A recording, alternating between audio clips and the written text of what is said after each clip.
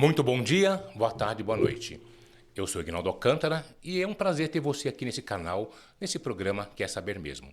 Lembrando que se você quiser ver o vídeo assim que eu lançar, assim que eu subir, é só você acionar, né, o sininho, tá bom? Lembrando também que estamos no blog quersaber.blog.br www.quersaber.blog.br e também no Face, ok? E o tema de hoje é hipocrisia. Vamos ver o significado, né? Para começar, de hipocrisia. Deixa eu ver aqui. Se você olhar em qualquer dicionário, pode dar um Google, você vai ver o significado de hipocrisia. Olha só o que está escrito. Hipocrisia, característica do que é hipócrita, falsidade, dissimulação, ato ou efeito de fingir, de dissimular os verdadeiros sentimentos, intenções, fingimento, falsidade. Então, um dos maiores, ou um dos discursos mais duros do Senhor Jesus, ou de Jesus, quando ele passou aqui na Terra, era justamente contra os hipócritas ou a hipocrisia. Você vê que ele abraçava todos, a mulher adúltera, né, que ia ser apedrejada, ele abraçava, ele ofereceu perdão, enfim. Só que em relação aos hipócritas, ele não tinha paciência. Por quê? O hipócrita é uma pessoa fingida. Ela faz ser uma coisa que não é. É como ela tá no meio do trigo, mas é um joio, mas se disfarça de trigo e dá muito problema, né? Então por exemplo, pra você ter uma ideia, a hipocrisia está em qualquer classe social, política, igreja, polícia, aquela coisa toda, né? E quanto mais a pessoa parece que aparenta ou prega uma coisa mais santa, digamos assim, parece que a hipocrisia fica mais evidente. Uma vez estava conversando com um cabeleireiro, só para você ter uma ideia, né? O que é hipocrisia, né? E eu fui fazer uma matéria sobre tatuagem, alguma coisa assim. Enquanto a pessoa que dá entrevista não acabava o serviço dela, aí tinha um colega dele, né, que era cabeleireiro.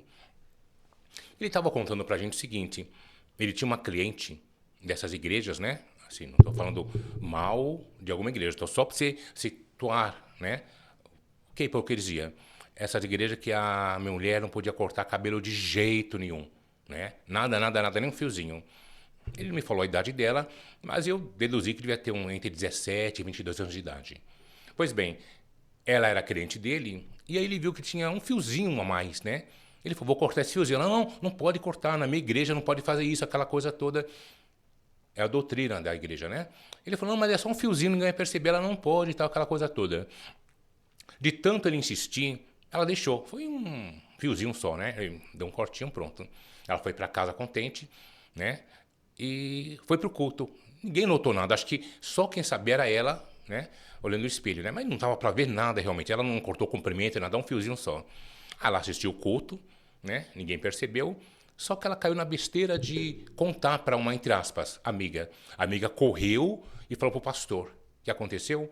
O pastor fez uma reunião, não sei, para disciplinar aquela coisa toda, né? E depois de muito discurso, tipo, entre aspas, baseado na Bíblia, que ela tinha errado, aquela coisa toda, afastou a menina do cargo dela, né? Ela era oficial da igreja. Nossa, a menina ficou muito chateada. Passado algum tempo, ela acho que passou na frente do salão do cabeleireiro, alguma coisa assim, né? Ou foi lá de novo, né? E contou o que aconteceu. Nossa, ele ficou chocado, ficou muito triste, porque ele que, digamos assim, induziu ela a, entre aspas, cometer esse erro. E aí no domingo, ele contando pra gente, ele foi até a igreja da menina, né, pra assistir o culto, disposto a interceder por ela. Ele estava muito mal.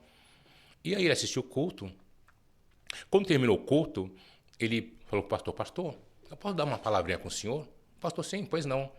Né? E ele começou a interceder para a menina, né, para a jovem. Ele falou, não, a culpa foi minha. Ela não queria aquela coisa toda, perdoa ela, aquela coisa toda, né? E o pastor, não, é norma da igreja, é doutrina tal. E realmente, se você não está num local, independente se é igreja ou não, você tem que seguir a ética, né, daquele local, né?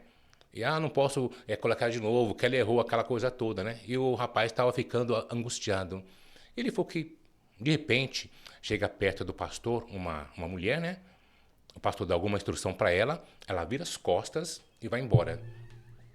Aí o pastor pergunta, aí o rapaz pergunta, quem é essa senhora? Né? Ele fala, minha esposa. Aí o rapaz, essa cara que ele fez, ele não conseguiu nem falar nada. Por quê? A mulher, a esposa do pastor, tinha um cabelo cortado Chanel. Quer dizer, a mulher do pastor podia estar com o cabelo bonitinho, tudo, né? E as outras não tinham que dar de qualquer jeito. Porque dependendo do cabelo, né? Dependendo do cabelo, a pessoa começa a crescer o cabelo. Não pode cortar, aí coloca uma tiara aqui, coloca um laço, daqui a pouco tá igual uma árvore de Natal. Então, quer dizer, a esposa do pastor podia andar bonita, cortar o cabelo, Chanel, né? Não era nem um fiozinho. E as outras não. Aí o rapaz falou, pastor, você não está vendo? O senhor afastou a irmã, porque ela cortou um fiozinho e a esposa do senhor está com o cabelo cortado Chanel. Aí o que aconteceu? O pastor fez uma outra reunião e readmitiu a irmã ao cargo dela. Só o que causou maior estranheza, que ele ficou mais impactado, esse cabeleireiro, é que toda a congregação, todo mundo estava vendo o que estava acontecendo, ninguém falava nada. Quer dizer, hipocrisia, né? Eu lembro, por exemplo, que tem igreja, né? Eu trabalho assim com. Trabalho com religião há mais de 20 anos, né? Eu gravei em várias religiões, coisas que vocês nem imaginam e não posso falar muita coisa. Mas, por exemplo, tem igrejas em que as mulheres não podem depilar a perna. Aí o que acontece? Elas vão em algum determinado lugar, né? Elas compram aquelas meia, né? Meia calça, imitando o pelo da perna. Elas depilam a perna. Quando vão para a igreja, aí elas colocam aquela meia. Quer dizer, o que que é isso? É hipocrisia, né? Agora um assunto muito polêmico. Aborto. Ah, quando o assunto é aborto, as opiniões se dividem drasticamente. Há uma, digamos assim, uma polarização. Há pessoas que são totalmente contra o aborto. E mesmo se houver risco, né, acho que tiver arriscado, a mãe, no caso, vir a morrer. Não, não pode e tal. Outras totalmente a favor, dizendo que o corpo é da mulher, ela faz o que quer. E mesmo quando as pessoas são contra o aborto, já entra uma discussão, tipo assim, quando começa a vida? Mas aí, aonde que está a hipocrisia nisso? Quando chega no meio cristão, evangélico, a grande maioria é totalmente contra o aborto. Eu vou digamos assim, 80%, totalmente contra o aborto. Mas a hipocrisia, onde que chega a hipocrisia aí? De acordo com um estudo, né, eu fui gravar num determinado lugar, 60% das mulheres que optam pelo aborto, ou seja, a maioria é evangélica. Por quê? Elas dizem ser contra o aborto, mas a maioria que opta pelo aborto das mulheres é evangélica, né? E por que isso? Imagina a menina, a irmã tal, aquela coisa toda, elas estão na igreja e de repente cai um preservativo, alguma coisa assim. Então elas não usam e aí o que acontece? De repente acontece alguma coisa que não deveria acontecer, né? E para não ficar mal na igreja, na congregação, opta pelo aborto. Por exemplo, é uma família que é tida como o máximo dentro da igreja. É tipo assim, é Deus no céu e essa família na terra. Então, digamos assim, o pai é pastor, a menina canta no coral, toda a família tem alguma atividade na igreja, a ponto de muitas pessoas se espelharem nessa família, nessas pessoas. Agora imagina a filha desse pastor, por exemplo, ficar grávida. Nossa, seria um escândalo. Então o que elas fazem? Cometem ou se submetem ao aborto. Dão uma sumida, aquela coisa toda, tá viajando, mas nada. Elas se submeteram ao aborto. Só que elas continuam dizendo que são contra o aborto. Isso é hipocrisia? E você entende porque muitos ministérios, quanto ministério propriamente dito, quanto a denominação, ou ministério particular, louvor, alguma coisa na igreja, por que que muitos não vão para frente? Porque as pessoas falam uma coisa, mas fazem outra. Então, tem uma divisão, tem um peso na consciência. E o peso na consciência, a culpa, é o pior instrumento de tortura que existe. Por exemplo, se alguém estiver maltratando você, te perseguindo, né? Aí você sai daquele local. É, mulher que sai do casamento, sai daquela empresa, muda de país, tudo, você vai para outro lugar. Mas o peso na consciência não deixa você fazer isso. Onde você for, a tua consciência está lá. Entendeu? É pior do que a tua sombra. Por quê? A tua sombra, se você for para um local escuro, não tem mais sombra. E o peso na consciência não. Por isso você vê muitas pessoas contra seus ministérios que não vão para frente. É como se tivesse um carro potente e acelerasse ao máximo, por exemplo, e não sai do lugar. Por quê? O freio de mão está puxado. Né? Então você tem que acreditar no que você fala. E quando a pessoa tem algum peso, né, na consciência, a palavra dela não tem peso. Né? Não tem peso, né? Eu lembro, por exemplo, do Senhor Jesus, quando ele estava chamando os apóstolos, ele chegou para Mateus, né? Ele falou, segue-me. Só falou isso. Então a pessoa, porque aí você imagina como é que tem, por exemplo, pastores, teólogos, alguma coisa assim, entende um monte de coisa, a altura do Monte Sinai, a densidade do Mar Vermelho, eles pregam legal, né? Entre aspas, mas sei lá, as pessoas na igreja, na congregação, não desenvolvem, não vão para frente. Por quê? Eles falam uma coisa, mas a consciência acusa. E se a consciência acusa, já era. Eu lembro uma historinha, tinha dois amigos, um pastor e um ator. Aí um dia o pastor foi ver a colega dele, né, no teatro, cheio. Aí ele perguntou depois para esse ator, né, como é que pode? Você é ator, você fala a mentira, você encena e o teatro está sempre cheio. E eu que falo a verdade, né? A minha igreja está vazia. Aí o colega dele, ator, falou o seguinte, sabe por quê? É porque eu falo a minha mentira como se fosse verdade. Você fala a sua verdade como se fosse mentira. A pessoa tem que crer. A mesma pessoa que age pelo mal, se ela não acreditar, não vai dar certo, não vai em frente. Por exemplo, Adolfo Hitler. Ele é tido como o maior assassino da história. Embora, na verdade, quem foi o maior assassino da história não foi Adolfo Hitler, sim foi Mao Tse-tung, né, que foi o imperador chinês. Embora o Adolfo Hitler, ele foi responsável por 22 milhões de pessoas mortas. 6 milhões só de judeus, né? E o Mao Tse-tung, 70 milhões.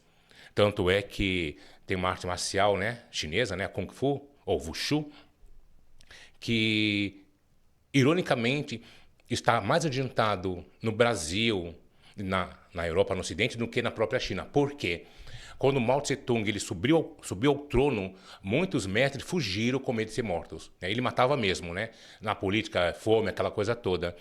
Ou talvez o Hitler seja mais comentado, visado, embora ele matou menos pessoas, digamos assim. Por quê? Ele não matou esses 6 milhões, por exemplo, que é muito falado. Muitas pessoas talvez nem saibam que ele foi responsável por 22 milhões de pessoas mortas, né? Porque não foi esses 6 milhões que ele assassinou, não foi em tempo de guerra. É porque ele tinha um alvo, era negro, homossexual, deficiente, judeu, né? Então por isso que ele é mais visado.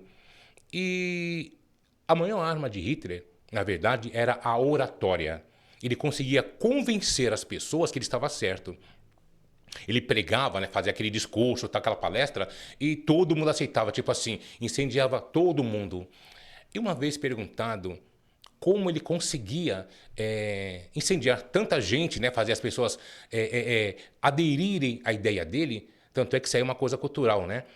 As pessoas acreditam nele e vão passando de pai para filho. Tanto é que eu tenho uma pessoa no meu círculo familiar, né, vamos dizer assim, que essa pessoa é alemã.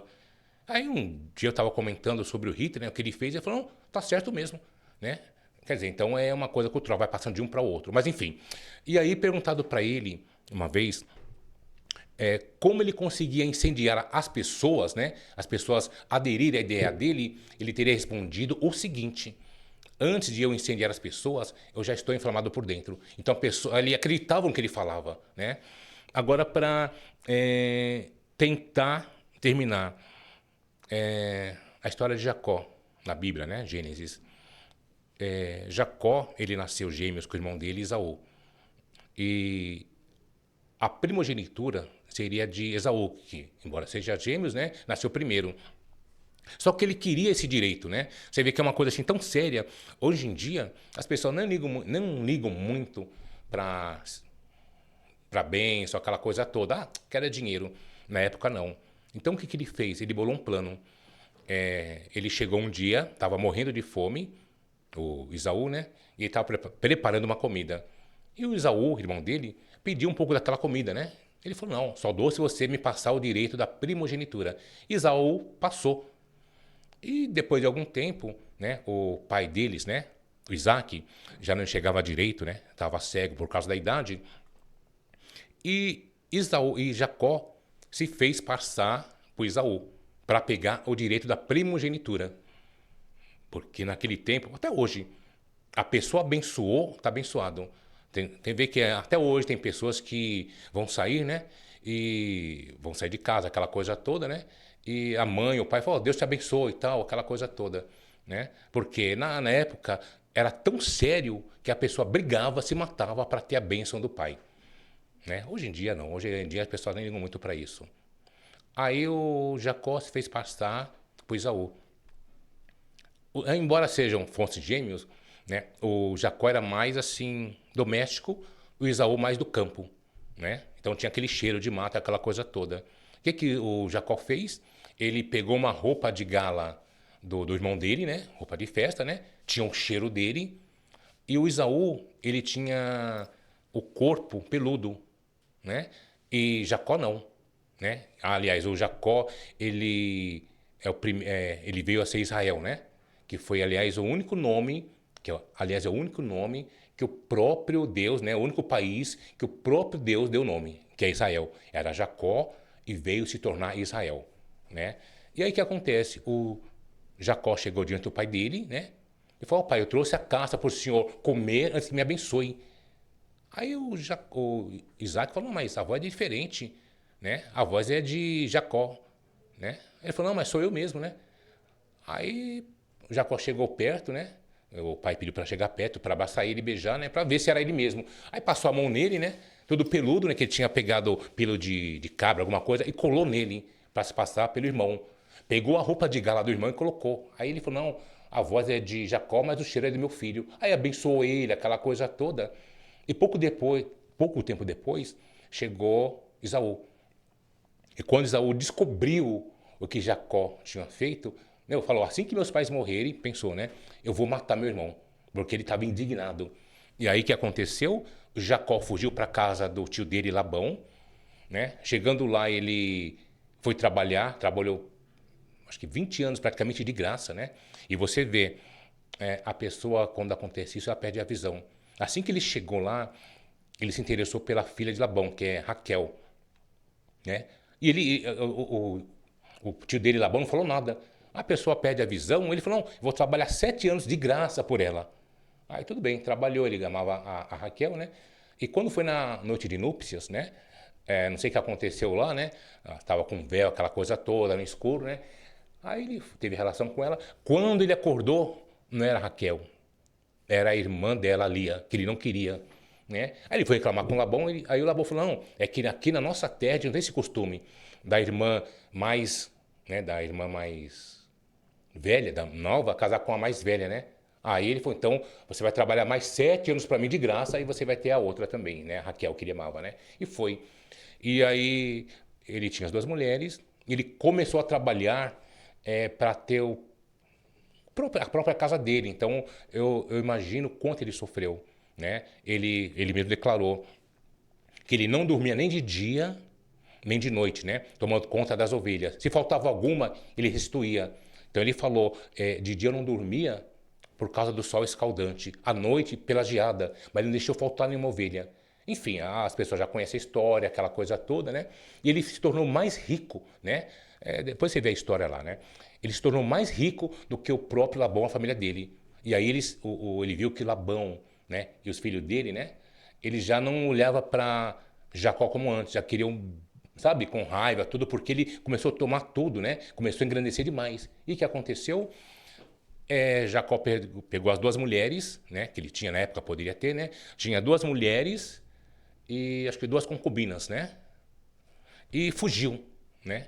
Ele fugiu e antes ele tinha feito um voto, né? Quando ele foi chegar na terra, né? De Labão, ele tinha feito um voto que se Deus o abençoasse, que ele voltasse em paz para a casa dos pais, que aquele Deus, o Deus do pai dele, né, seria o Deus dele também. E aí ele fugiu diante do seu irmão, do seu tio. Só que tinha o seguinte, eu acho que ele não dormia também, porque tinha sempre aquele pressentimento, aquele medo de que o irmão dele viesse atrás dele para matá-lo. Então imagina, a pessoa estava sempre com medo, olhando para os lados, aquela coisa toda, ó, meu irmão vai chegar e vai me matar. E aí o que aconteceu? Ele fugiu, estava fugindo de novo, só que dessa vez do tio dele, né? E aí a Bíblia fala que num determinado lugar, ele encontrou com um anjo. Uma versão fala um anjo, outra um homem. E ele lutou com esse anjo, né? E venceu, prevaleceu, né? E agora você imagina, aí o anjo estava indo embora, ele falou, não, você não vai, não vou te deixar ir, eu não vou deixar você ir, né? Enquanto você não me abençoar. Aí o interessante, olha só, ele falou, enquanto você não me abençoar, não vou te deixar ir. Mas é uma pergunta, abençoar em quê? A Jacó já estava com as suas mulheres, filhos, que naquele tempo, principalmente filhos, era riqueza, né? Quem não tinha filho, né, naquela época era desprezado. Tinha filhos, tinha gados, tinha muita riqueza. Abençoar em quê? Por quê? Na presença de Deus, com a presença de Deus. Porque às vezes a pessoa tem muita coisa, mas se a pessoa não tem presença de Deus, a presença de Deus, ela se sente mal, depressiva. Haja vista, muitas pessoas têm muitas riquezas, como você deve ter já observado, e comete suicídio, anda depressiva, aquela coisa toda. Então, por quê? A riqueza, os bens materiais, não preenche o lugar que só é preenchido pela presença de Deus. E aí ele falou, eu não vou deixar você ir enquanto você não me abençoar. Aí o anjo perguntou, qual é o teu nome? Ou, como você se chama? O interessante é que essa pergunta, qual é o seu nome, fora feita para Jacó 20 anos antes e nas mesmas circunstâncias, para ser abençoado. Foi quando o pai dele, né, o Isaac, perguntou, quem é você, né? Como você se chama? Ele falou, não, ele mentiu e falou, não, eu sou Esaú, teu filho.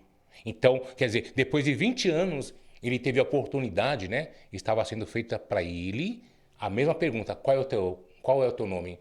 E aí Jacó, cansado de tanta perseguição, de tanto sofrimento e tal, ele falou, não, eu sou Jacó. Tipo assim, a palavra Jacó quer dizer usurpador, enganador. Ele falou, não, eu sou isso mesmo, eu sou enganador, eu passei meu irmão para trás, eu enganei meu pai. Porque muitas pessoas, né, às vezes está na igreja e prega assim, ah não, Esaú desprezou a bênção, né?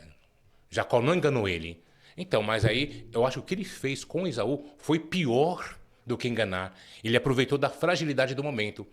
Por exemplo, você vê nos dias de hoje, a pessoa comprou um carro com muito sacrifício, né? Sei lá, o carro estava valendo 60 mil, 70, não sei. 60, 70 mil. E aí, de repente, um filho fica doente e precisa fazer uma cirurgia, por exemplo. Aí tem algum, entre aspas, colega e fala, ó, eu te dou 40 mil no carro. Ah, não, mas eu não posso, o carro vale 70. Não, não, eu estou fazendo isso para te ajudar, né? Aí a pessoa precisa, ela dá o carro por 40 mil, que vale 70. Ela sabe que vale muito mais, só que ela está precisando. E foi mais ou menos... Ah, e outra coisa, e o pior, sabe o que é? Tem muita gente que faz isso, aproveita da fragilidade dos outros e diz que é evangélico, entendeu? E é capaz de falar, não, eu comprei um carro muito barato, mas ela não enganou, ela fez pior, porque a pessoa sabia que valia mais, né? E foi o que Jacó falou, né? Jacó falou, não, eu sou isso mesmo, eu sou enganador, eu enganei meu pai, eu passei meu irmão para trás, é isso que eu sou, um enganador, né? É isso que eu sou mesmo, um usurpador, enganador, eu sou um Jacó. Então é isso. Agora, o Jacó, quando ele teve a oportunidade de, digamos assim, de se redimir, ele não mentiu, ele falou a verdade e confessou, né? Porque na verdade, como está escrito, os sãos não precisam de médico, os doentes sim. Então deixa uma pergunta, Jacó, ele aproveitou a oportunidade, né? E se consertou. Agora deixa uma pergunta para você, e você? Quem é você? Boa tarde.